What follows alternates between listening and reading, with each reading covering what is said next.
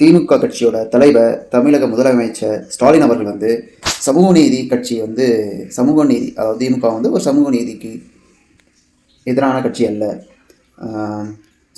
எல்லாருக்கும் சமம், எல்லாரையும் சமமாக நடத்துவோம் அப்படிங்கிற ஒரு கோட்பாட்டோட இருக்கிற ஒரு கட்சி. அந்த கட்சி இப்போ வந்து என்ன சொல்லியிருக்காங்கன்னா, காங்கிரஸ் வந்து கூட்டணி ஆட்சி கேட்டுக்கிட்டு இருக்காங்க. கூட்டணி ஆட்சி என்பது தமிழகத்தில் நடக்காத ஒரு விஷயம், ஏற்புடையது அல்ல. இந்த விஷயம் வந்து கூட்டணி ஆட்சி என்பது தமிழகத்தில் நடைமுறைப்படுத்த முடியாது அப்படிங்கிற ஒரு விஷயத்த தமிழக முதல்வர் அவர்கள் சொல்லியிருக்காங்க. இந்த பேச்சும் அவங்க சமூக நீதினு ஒரு விஷயத்த சொல்லிட்டு இருக்காங்கல்ல, அதுவும் கிட்டத்தட்ட ஒன்றா இல்லை. ஏன்னா அவங்க கொள்கைகள் வேற, அவங்க செய்கிற விஷயங்கள் வேற அப்படிங்கிறத இந்த விஷயத்திலேயே காட்டுது.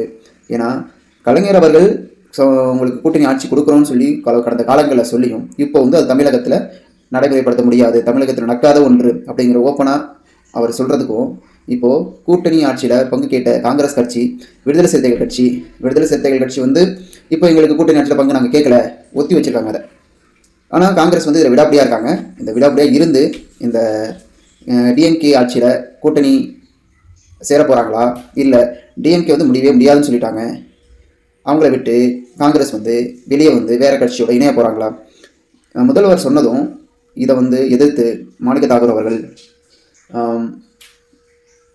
ஒரு ட்வீட் போட்டிருந்தார். மாணிக்க தாகூர் அவர்கள் வந்து ஒரு ட்வீட் போட்டார். அப்புறம் வந்து பிரவீன் சக்கரவர்த்தி அவர்கள் சமூக வலைதளத்தில் பதிவு செஞ்சுருக்காரு. இப்போ இதெல்லாம் பார்க்கும்பொழுது ஒரு அணுகுமுறையே இல்லையே அப்படிங்கிற மாதிரி தான் பார்க்கப்படுது. இப்போது இது வந்து ஒரு பெரிய பேச்சு பொருளாக எழுப்பப்படும். ஏன்னா இது வந்து அரசியல் மக்கள் மன்றத்தில் போகும்பொழுது இதெல்லாம் சமூக நீதியா அப்படிங்கிற ஒரு விஷயம் பெருசாக கேள்வி எழுப்பப்படும். இதற்கு திமுக தரப்பில் என்ன பதில் சொல்ல போகிறாங்கிறத நம்ம பொறுத்திருந்து பார்க்கலாம்.